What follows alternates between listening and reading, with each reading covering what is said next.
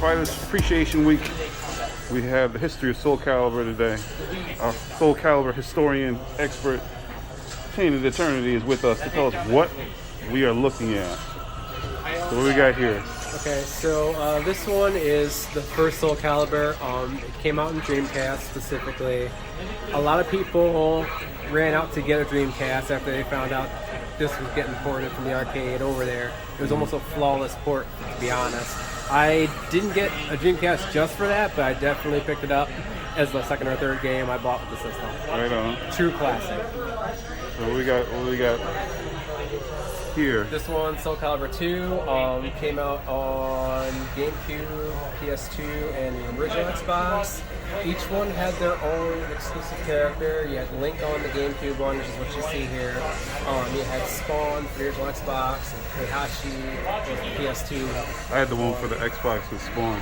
This is when a lot of people I knew, I'm one of the old heads, this is when a lot of my friends started taking the series, like, tournament seriously.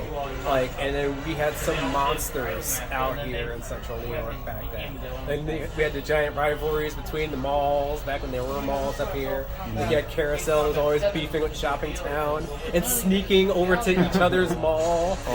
Just for we called it the Soul Calibur Cold War. Oh, wow. And then one person would recognize someone would go, "You're," and then next thing you know, you have a giant line of people wanting to play. It was crazy, but the best times, I tell you. So let's just go to the box here. Over here is Soul Calibur 3. What happened with this one, it was really odd, decision-wise. It came out on consoles first, instead of the arcade. But they didn't really test it all the way, I feel, because you had a lot of glitches happening around. And then they decided as an apology to bring out the arcade version. They finally fixed everything, but by that time it was already too late, mainly for the mainstream part of it. They also put in a lot of single player stuff in that one as well, including a real-time strategy game. Okay. So that one just got the case going because we figured you might want to leave that alone. All right, what do we got over here? This one over here, Soul Calibur 4. Another situation like the second one, each console had their own specific character for a little bit, but then they eventually had everybody that was DLC specifically for each console on each console. Okay. So it was 360 and PS3 at the time. If I remember correctly, 360 had the Apprentice, you got Yoda. Yeah. And then PS3 had Vader, the Apprentice, and then finally, after probably 1 to 2 years worth, they finally added each other's DLC, so everyone could have the same things finally. That makes sense. I didn't really use them myself. There was a lot of Yoda spam online. He had a torpedo move, you could easily sidestep it. Got a lot of hate mail. Great times. One of the main characters is broken. Alright, what do we got here? This one here is Soul Calibur 5. This one wasn't really liked among a lot of people because they basically took half the original cast out, and then they had new characters, but it was basically hybrid movesets of older characters that they took out. Okay. So there was a lot of cool concepts in it, for sure, definitely. But by then people were just like, well, I don't know who this is, and why didn't they have half of this person's move and half of that person's move? You could have just kept that person in there. They were still young according to the timeline. Well, they did a time skip. That's the problem.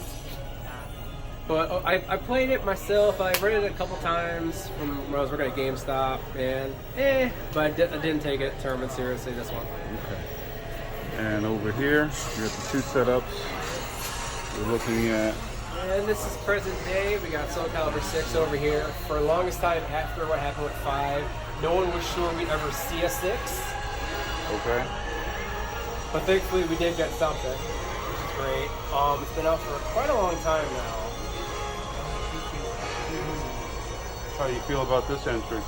So, my favorites seem to be all the even number ones, 2, 4, and 6. So, currently 6 definitely is creeping up there along with 2. It's my favorite of all time. I'm still putting a lot of work with this one. I made Sophie. Okay. since part 3. What's going on with this one? They had 2 seasons. They were supposed to add a last character for season 2. It never happened. Oh, it never came out? I don't know if they just decided to say, you know, let's cut our losses and pack it up or what. And now for the bonus content.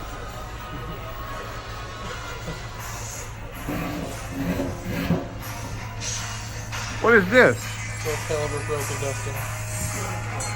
That's it's basically like if they took it's basically like around the time of Soul Calibur 4 they took just the character creation and the multiplayer. And I think that Just made it its own standalone game.